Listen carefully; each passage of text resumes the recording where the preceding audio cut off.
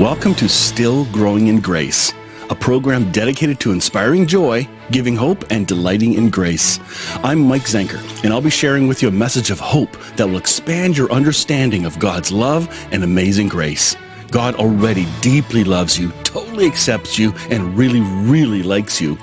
Growing in Grace Ministries Canada and Hope Fellowship, your community church, invite you to enjoy today's program as we dig deeper into what it means to be still growing in grace. Well, good morning, everyone. It's good to be with you. Welcome to Growing in Grace, a program that is called Still Growing in Grace for the weekly Wednesday mornings. I try to do this every week.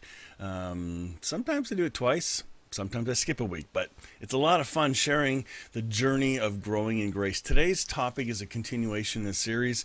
We took a 2-week break and talked about judging. Go back and watch those. Those were so good. But today we're going to have another conversation on what is hell. Not is hell real or anything like that. This is having a discussion around all the different questions people may have, or perspectives, or Bible verses people are wondering about. And then we have one more session after this to finish a 6-part series on what is hell. And then we'll get into some other really, really good stuff. So we'll see. And then I've got some, like today we've got Richard Murray and Bill Thrasher joining us for this great conversation. Make sure you look in the links below. There's a whole bunch of articles that Richard has written on the topic of hell or anything related to judgment, things like that. Really, really, really good content, easy to understand. Oh my goodness. And he's a lawyer, so easy to understand and lawyer. Come on. Yeah, it's good. So I hope you enjoyed today's discussion. Let's dive right in, and then I'll come back after. I'm here live with you, and then I will come back and chat. Like the interview is pre-recorded, but I'm watching with you. And in fact, I love re-listening as it's live to you. I'm hearing it again, and I almost get something different out of it because when you're actually doing the conversation, having the conversation, you don't hear everything and catch it all. But when I sit and listen from this perspective, it's really cool. So if you're watching, comment, say hello, tell us where you're from, and then we'll come back at the very end and join in, or have you join in with me in a final wrap-up of today's conversation. That's it. Let's dive right into this great conversation. All right, here we go. It's time to finish our discussion on what is hell. Usually the question is there a hell? But that's not what we're talking about. We're talking about what is hell. And if you've not listened to the first 4 sessions, you'll want to go back and listen to them. They're great discussions. And today is another great discussion. Hopefully we'll get into some fun stuff. How do you guys want to begin this final couple conversations? I don't know if we'll get 1 or 2 done today or what, but depending on time, who knows? You said you're good. Amazing. Let's roll. What did you said you were preparing some stuff. What was it you've been preparing? Because the last time we ended, we said we're going to probably talk about sheep and goats. What does heaven and earth mean? Matthew 23 to 25, end of the world or age. Those are some of the related topics to what is hell. I don't know if you've been exposed to a lot of stuff. So, I will tell you in terms of Matthew 25, of course, that's the chapter where, where you talk about the goats and the sheep and, and everlasting hell. And that's where it says hell wasn't made for human beings, but for the angelic powers, for the fallen angelic powers. I would, now listen, what I'm about to say, I am not about to say is the majority view. But I will say this: I've looked at this chapter as a lawyer would look at it, okay, and try to mix the spirit in with it. And I've got to be honest, I don't even think it's talking about human beings. I think the whole thing is about angelic powers. Do tell. So, yeah, that the hell, because in the first place, let's take the key statement it says about hell, that hell was not prepared. That hell was not prepared, for human beings to go into. That's why people would say, well, it was prepared for the rebellious angels or whatever, but not for human beings. So if that's the case, let's use that as a template. If God didn't create it for human beings, then why on earth should we put human beings in it? All right, unless there's some clear delineation that humans, what gets judged here are nations. The nations are gathered. and then the goats and the sheep are separated. Now, if we look at the Jewish mind and how Jews treated, no, wait a minute. That would require us to have some context. Yes, I agree. It's undisputed that the Lord appointed various angelic principalities, dominions, and powers to rule over earthly institutional structures. I mean, everyone would agree with that the angelic powers have been given. There are angels of nations, and there are angels of governments, and there are angels of institutions. And Walter Wink does a great thing in his trilogy about engaging the powers, where he basically says, and I don't agree with everything Wink says, but it's a very famous trilogy that he wrote. But it's basically talking about how when the institutions of the earth are all governed by various angelic powers. And you could even, we love the Matrix movie, and we can even see the things going on with that these computer programs, if we see them as angelic powers that run things, that they're given certain powers to run things. So verse 32, getting back to Matthew 25, says the nations were gathered before Jesus on his throne. The passage never refers to individual men. All right. So, and if you want some verses that talk about the fallen powers ruling institutions, it's Ephesians 1:21, 3:10, 6:12, Colossians 1:16, Revelation 2:1, 12, 18, Revelation 3:1, 7, and 14, Daniel 10:20. Now, some of these angelic powers are said to have followed Satan in his rebellion, and they're fallen powers. And there are passages that say, we are here to judge the fallen powers. We judge angels. Do you not know that you shall judge angels, Paul said. We talked about that last time. That's right. Yeah. So the goats are cast into some sort of fire. But even if you read it the way that the Greek allows for, it doesn't mean eternal. And that's a separate argument, that when it says aeonios, it doesn't mean eternal fire, but more of a chastening age, an age-abiding fire for some unknown period. But the passage never says that men are cast into the fire. Right. Now this is the acid test as to why I think what I'm saying is correct.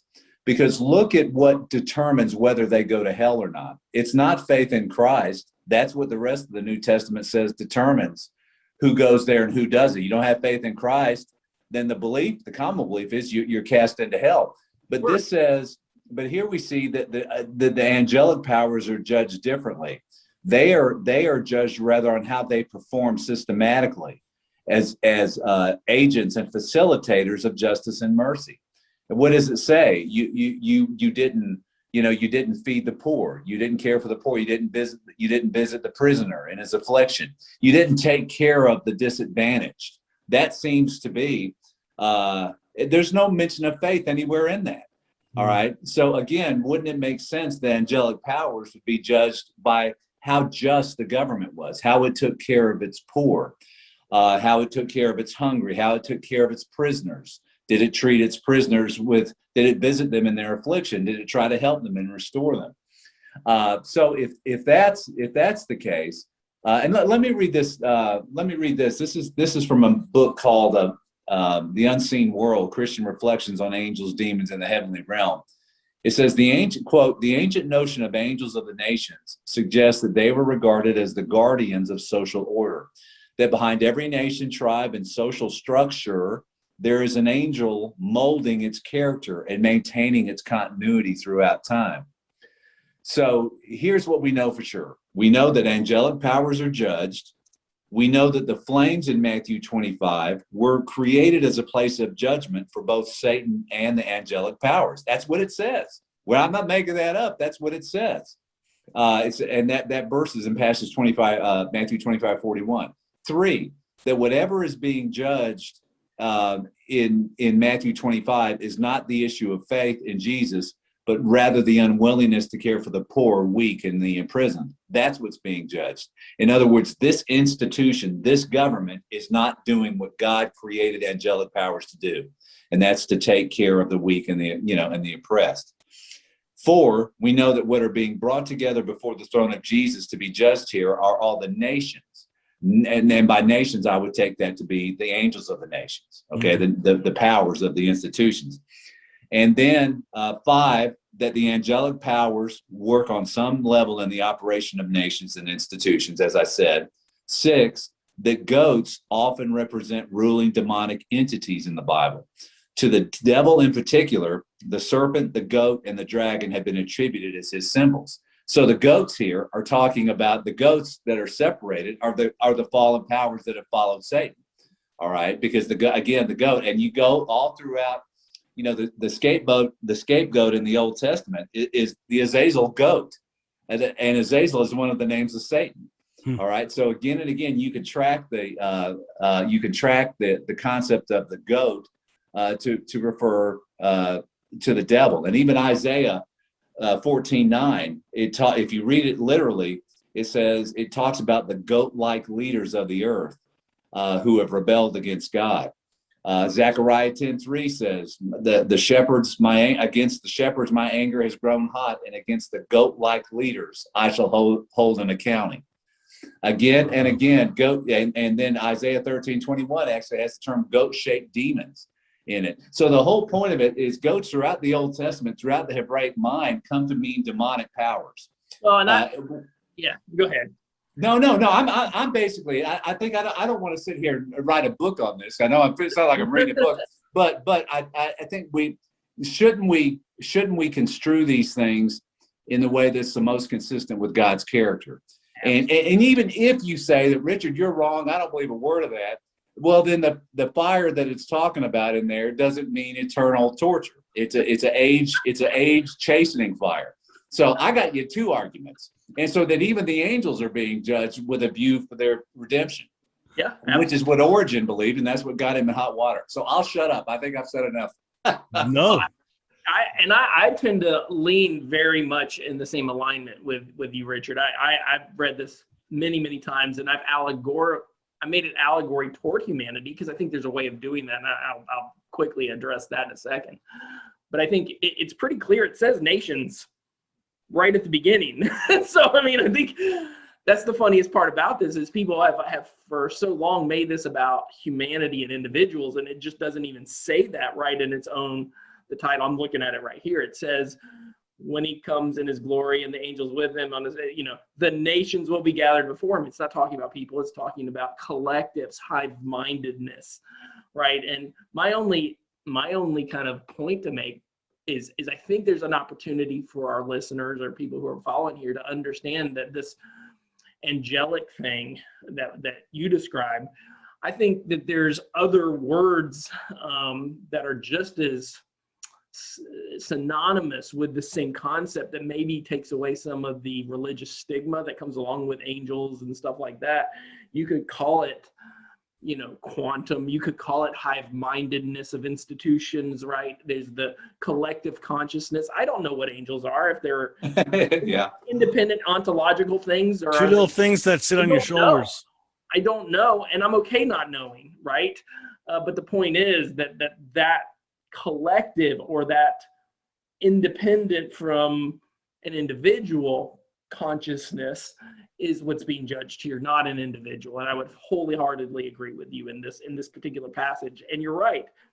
The irony of this, when you point it to anybody, is the only thing that qualifies one for, blessing here is works, is self-righteousness. Literally. I mean, if you do these things, then this is the most conditional thing that Jesus ever said in terms of right. And yet that goes against every piece of Christian orthodoxy, and that, it's through faith that you shall be saved, not through works, right? So it is a totally, this is very karma. This is very Newtonian. This is very cause and effect. And those are the things that God created as good and very good, that when they aren't good and very good, they will be judged, and they will be put through the purification fire that is for an age of time. Yes. Amen. I take a look at, or at least I'm reminded quickly of Sodom and Gomorrah, because there's a town or a village or a city that was governed and let run the way they were and they were destroyed not because of the behaviors that we read about at the beginning of the story. It says in Ezekiel that it was destroyed completely because they lacked care for the poor. They never took care of whoever. Their lack of authentic care for other humans. That's why it was destroyed according to Ezekiel. So if anybody tries to pull the gay card, say, hey, they were trying to do sodomy, they were trying to do all that stuff. Listen, that is not the reason. Those are awful things anyway that was portrayed in that story. And it was not even, that was just like abuse stuff as well. Yeah. But the key here, if this dominion thing's true, that gives greater value and insight into Sodom and Gomorrah. You know, it takes away the you did this, now you're going to get this, right? Like this is pretty big. Well, and I would say that the Sodom and Gomorrah kind of aspect of God's retaliatory or retributive personality is what most of us were taught in our early, at least in my early experiences of Christianity. And the challenge that I've had to come through, and I think so many of people who are walking the same kind of steps we are, is having to redefine that through the lens of Christ crucified, and ask ourselves, would Jesus do that thing? And in that particular case, I think it's pretty dang obvious because the disciples frankly asked him to do that exact thing, and then he rebuked them and said, no, you don't get it, right? So funny how that works. It's amazing. Yeah. Which means their default picture of revenge was that image, or it would not have come up. So did God actually do that? My answer now is no. Yeah, the lens has totally changed. So Richard, you said something else at the end there. You're not definitely at the end, but the end of the argument that if somebody says, no, you're wrong, I want to challenge that to our listeners and to myself and to us. This isn't about us being right or wrong. That's so important to catch, but to have respect for those that have studied, that have arrived at a different conclusion than what you may have. I think most people that are going to disagree are going to have to be honest and say they did not do any deeper lens. And if they have, they've only done it with the one commentary on their shelf, right? Like the fact that there's other views is so important. It helps us understand each other. I think they had so many arguments in the early church and their councils. They had disagreements, but they still came together. They didn't have to agree on everything, but they arrived at a conclusion, allowing room for other perspectives. And so if this is a new perspective to somebody, don't ditch it because it sounds new to you. It doesn't mean it's new. It's actually ancient. So I think that's really important when it comes to really tough topics like this, that if it's the first time hearing that lens, and to write off as in it's not true, you're wrong, that's like a 5-year-old. Well, it really is. Well, and really, this is the, putting aside whether it's talking about angels or humans, we could just focus on the fact that when it says, when it talks about that the Aeneas, the everlasting fire is one translation, but it's not everlasting. It's age-abiding fire. And that word for fire is colossus there. And it's a word that if you trace it back in the Greek, it has...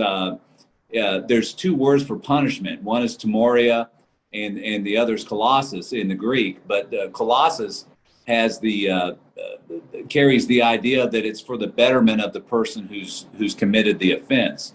It's punishment to make the person better. It's punishment that rehabilitates. All right.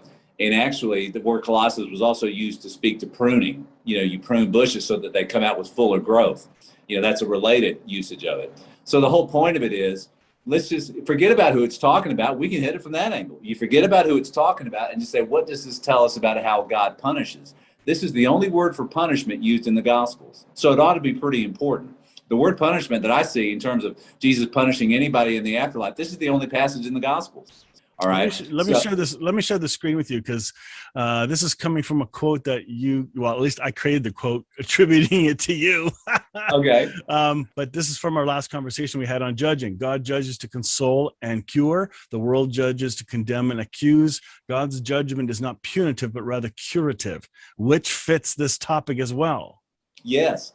And if people will just believe that, then hell will take care of itself. we'll see that whatever we may, one of the things, I've written about several places is about the difference between how things look from man's point of view versus how things look from God's point of view. When Jonah was in the belly of the whale, he said, "I've been here forever. I've been here in eternity. I've been here forever." But it was only 3 days. Yet when he comes out, he realizes it's only been 3 days. So whatever we may think hell is, because of our delusion and our paranoia and our fear and our expecting the worst and fearing the worst, from God's point of view, he's just fixing us. He's curing us. He's blessing us. He's pouring his balm over us. He's telling us to calm down and just massaging us to get us into a place of receptivity and to loosen up and just receive him and receive his goodness.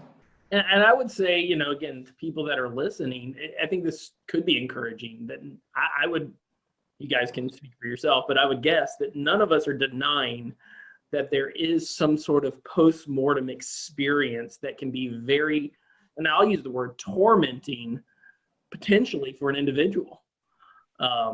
That's a very plausible and honestly scriptural and real thing that I absolutely believe in. I just don't believe it's eternal in the sense that it's unending and that the fires get hotter with the intention of vengeance and punishment. Yeah, the motive is a big deal. This is about redemption. This is about renewal. This is about burning away the chaff to unveil the kernel of wheat that is the essence seed of life that we all contain, right? The unique fingerprint of God that each one of us is, that is both oddly and paradoxically independent, but also totally, interdependent. It's a beautiful mystery, but God's mystery isn't about taking that and just destroying it. It's about bringing it through to its fullest purpose.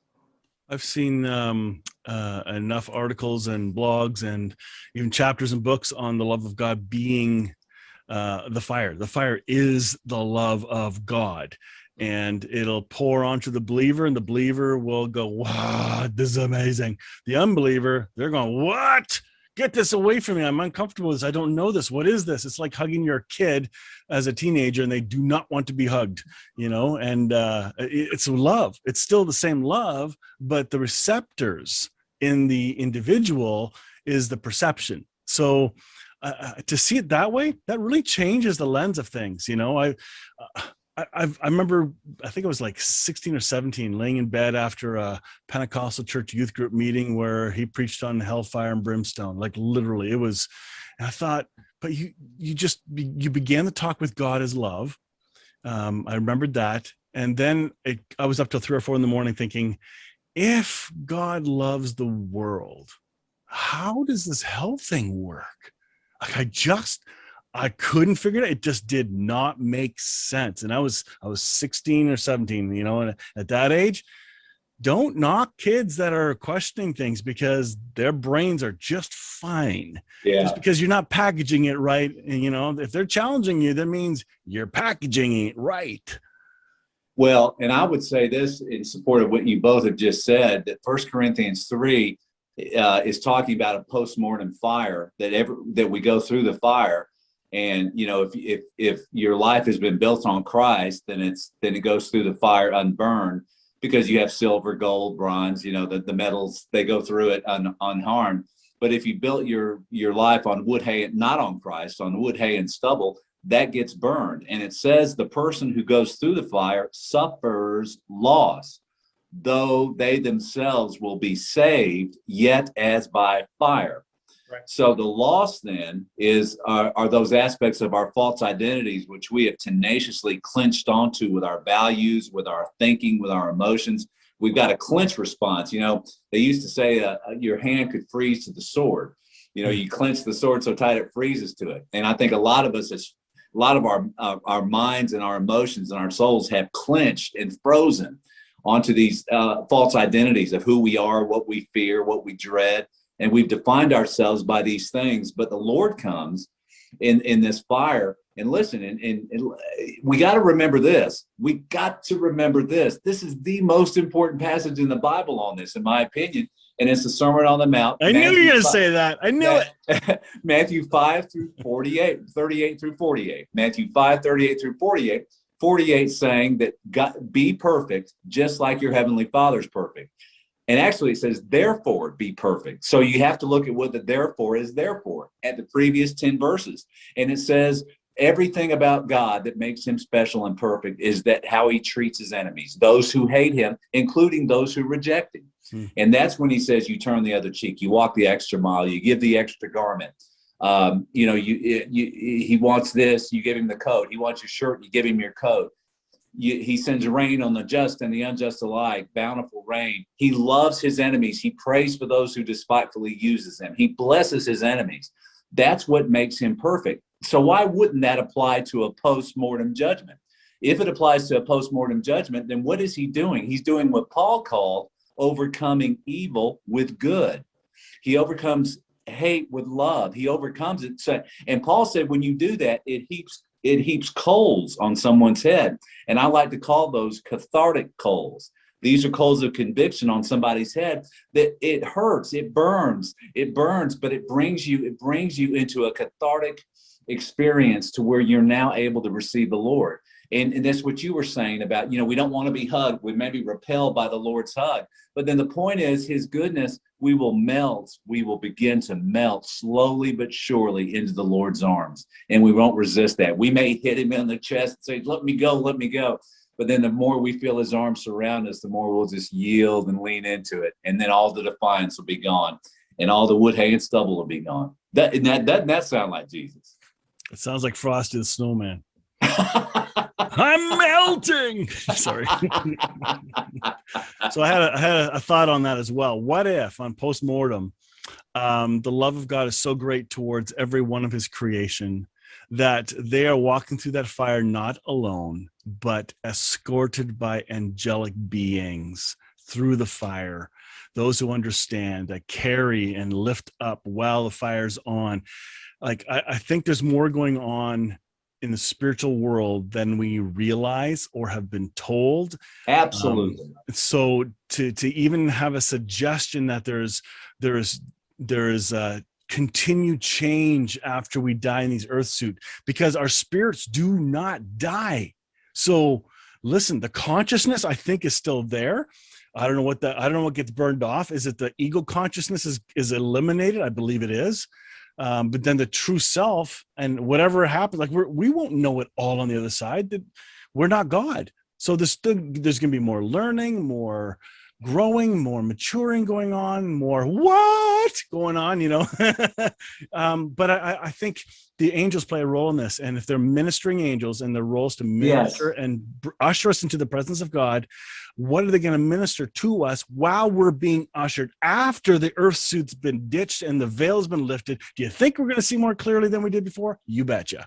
Yes. It's all about elbow room. The Lord has limited elbow room here because of all of our collective free wills. But once we go to the postmortem place, he's got a lot more elbow room because it's just us and him, in this individual thing where he reveals what our name is. We each have a name. I think this walkabout the Lord takes us on is where he shows you, let me show you what I created you to be. And he takes us on just like Scrooge. He takes us on a Scrooge-like walkabout and shows our soul and heals our soul. I mean, that doesn't take a lot of faith to believe that. That's pretty intuitively attractive, I think. Yeah. And kind of to, I guess, go off on a mild angle. I think that one of the biggest misnomers that I think I addressed it in a couple of episodes ago, but I think it resonates here, at least with me, is a lot of these false identities inside of what I would call organized Christianity or the institutional church have really been twisted. Mm-hmm. We've called them internally in our worlds, the outcasts, right? It's the people outside of the quote unquote doors of the church that are the ones that need to get right, or they're going to go through this fire, even if it's curative, even if it's a punitive, it doesn't matter. However we address it, that the people that are going to experience the worst fire are the ones that are immoral or maybe out, promiscuous, or maybe it's the the person that's I bet you're going to say it's not them. Well, Yes, I'm going to say too. they have aspects of them. But if Jesus is to be believed, and I believe Jesus, the people that are going to have the worst time in that fire purifying, thing aren't the people that have a bunch of baggage, right? In fact, reading in Luke right here, 7:41, Jesus talking, he says, two people owe a certain money lender. One owed 500 denarii, the other owed 50. Neither of them had the money to pay him back, so he forgave the debts of both. Now, which one will love him more? And Simon Peter says, I suppose the one who had the bigger debt. And Jesus says, you have judged correctly, right?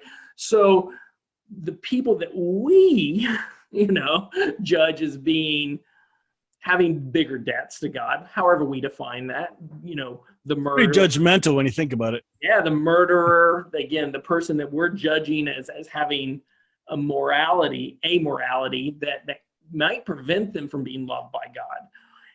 The twist of this entire narrative that we're all talking about here is any self-righteousness that I put back on myself is actually the real false identity that has the potential to have the most cancerous effect and the most pain in that post-mortem purification process. That's going to be way harder to get rid of than that person's big boil that may be surface level. Mine's deep. Mine's inside of my, organs. His is just a little flesh thing that just has to be carved off.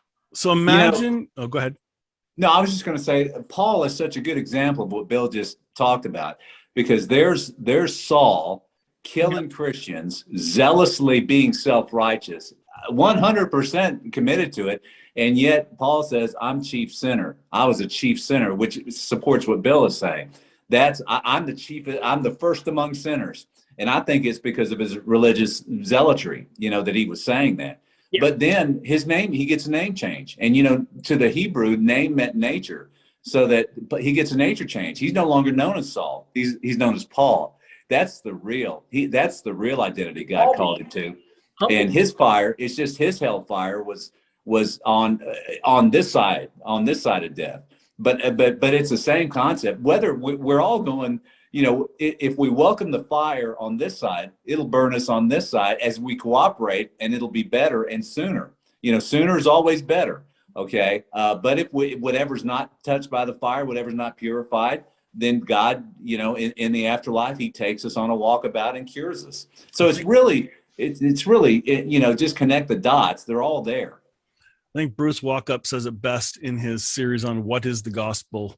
He says, if what you're learning, you need to ask, does it make God look bigger and better, or does it make him look smaller and weaker? That is a great lens to use for what you're believing. And unfortunately, it requires honesty.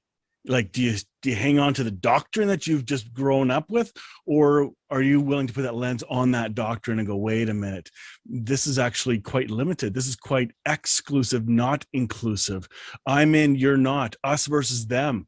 That's the theme. And by the way, that's what hell does. The topic of hell, it gives religious people the right to judge everyone else as I'm not going there, you are, therefore I'm more superior and better than you. And they'll say, of course they don't believe that, but they mean it. Which is the one thing, if you go just to the person of Jesus, if we just start with him and his ministry, that's the only thing he seemed to combat over and over again. Yes. That's what led me to this place, is focusing on who Jesus was talking to and what he was so passionate about. And it was never about people who had moral transgressions. It was always about people who judged people who had moral transgressions. Yes, Richard and I did 2 programs on judging the last two episodes, and they were really good. In fact, I'm glad we did the second one, because that just opened it up so much more. I love that. But unfortunately, the topic is even bigger. Like, the more I think on and dwell on what we discussed, there's so much connected to judging that it's like, crap, I didn't see that coming. And it's very humbling, like all of our doctrinal topics. A lot of it boils down to how we judge. What's our perspective of judging? So and we have to understand, are we using a biblical template or are we using a Christ-like template? And there what's are the difference? What's the difference? Well, there are. I mean, the challenge is there are parts of the scriptures, especially, that are extremely judgmental. And if we allow that to be our center point, our anchor, if you will, of understanding the nature of God, then absolutely these things become valid. But if Christ is that foundational linchpin and everything flows through him and him alone, well, we have to redefine all those other things through a new lens and maybe even look at them and flip them on their proverbial head, because maybe that judgment wasn't really about God's judgment. Maybe it was about human judgment misrepresented onto God, and then we'll get to a whole other thing. It's probably for a different day. So yes, you just nailed something so important, and that's when you said they're going to have to then revisit all their doctrine. And that's where people don't realize they don't want to do that. By calling it out, this is really where things are going to go for everybody in all their thinking. Some don't care about theology, but some do. And if you're not willing to at least visit what you think you believe, is it really that threatened, or is grace going to another curveball at us all? The opposite is when we abandon Jesus completely. Yeah. Right. So we have some who kind of hold Jesus as a figurehead of their faith, but the Bible and kind of more of a legalistic mentality is their understanding of God. And that comes from a progression of Christianity that I think we've talked about before. But the counterpart is that I'm seeing this in a lot of our other circles, is the complete abandonment of Christ, the complete abandonment of the person of Jesus that's representative of this force that is the Father, that is the Spirit inside of me. And without Jesus, the person, all of this begins to fall apart too. And some folks are afraid to deconstruct or change their discipleship journey because they're afraid of going too far, right? They don't want to give up Jesus, and they hear people doing that. But I also think Jesus is influential enough in all those other people's lives to draw them back, to bring the pendulum back. So I'm not worried about that. Well, I think too, that's why I didn't like Carlton Pearson's book, that goes, I forget what the name of it is, but it was basically on a form of universalism where there is no chastening, there is no purification, there is no that. It's just like when we die, we're just all there together and that's it. So there's no journey, there's no qualitative evolving, there's no growing. And that's what this is about. This is for our good. Whatever comes from the Lord is for our good. It's that simple. Whatever is from the Lord is for our good. So whatever fire we go through, it's for our good, no matter how evil we've been. And the higher the fire cooks, the higher the fire is because we need more cure. All right. But it's curative fire. And, and plus, you look at Scrooge, I keep coming back to Scrooge, but that was such a qualitative work the Lord did with him, with those angels and where he was taken and the pressure points in his soul that were touched. It's so important. The Lord wants us to get there ourselves. He wants to lead us and to take us on a journey, on a walkabout, so that we undergo a qualitative change. That's why all this suffering is here, is so that we undergo a qualitative change. And I don't believe in the I love Jeannie thing where you just blink your head and now you're righteous and you don't have any kind of journey or nothing left to learn. I mean, there's no walkabout. There's no journey in that. Faith, we grow from faith to faith to resemble him. And that's a marvelous, incredible journey that we should embrace and with patience and joy.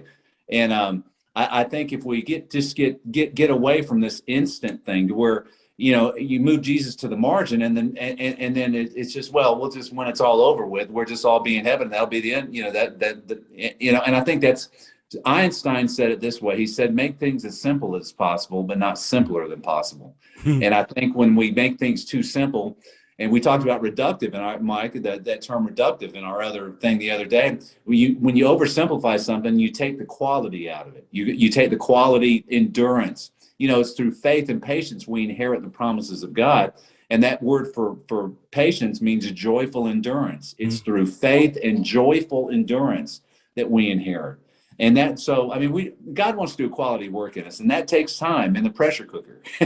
Well, here's the other side. when you got that worry about fire, because some people are going to have something stuck in their head. So this fire that you're dealing with, ha ha ha. Really, the stuff that's going to get burned off isn't the real you anyway. Yes. So we need to remember that whatever's that you're going to have to let go of was never yours to hang on to anyway.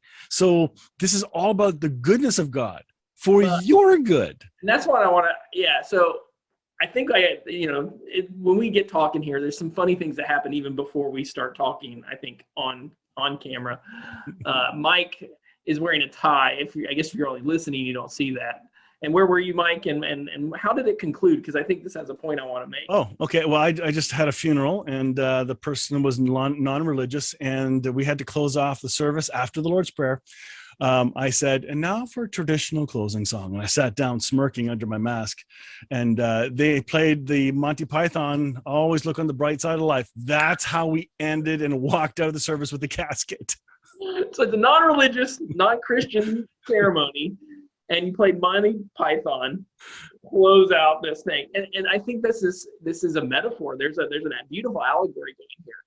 That so much of what we see is this hellfire, brimstone, fear-riddled, conditional mechanism of hardship and turmoil, and I don't know, just keep going with all these words of just downtroddenness, right? And the whole point of this adventure, this thing that is life, is, in my opinion, and Robert Capon calls it this, it's comedy. It's comedy. There is a lighthearted levity that this whole thing is.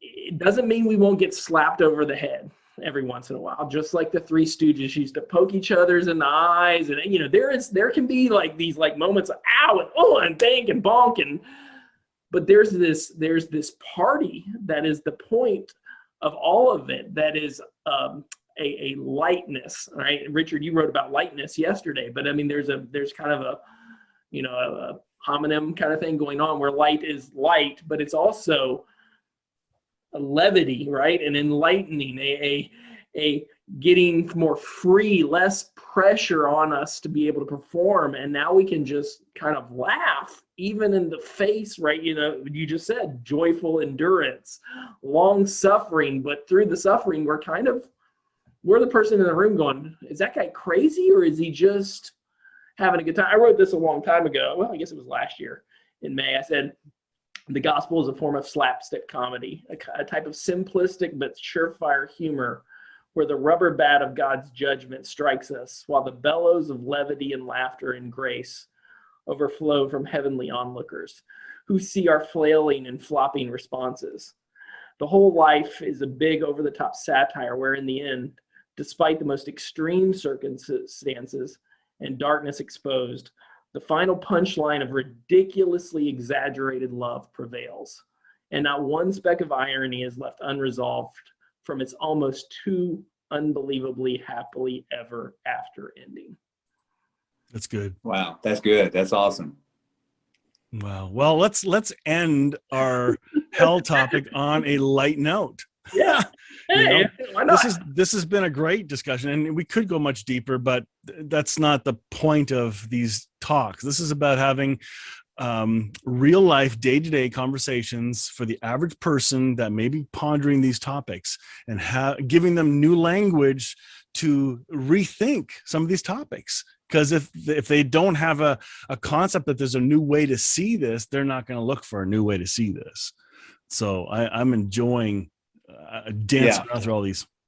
I think, I don't know if we can do it next time or whatever, but I think there's one more passage that's worth talking about, and it's about the lake of fire in Revelation. I think to give some people some ideas about that dovetail exactly into what we've just been talking about. Okay, let's save that for then.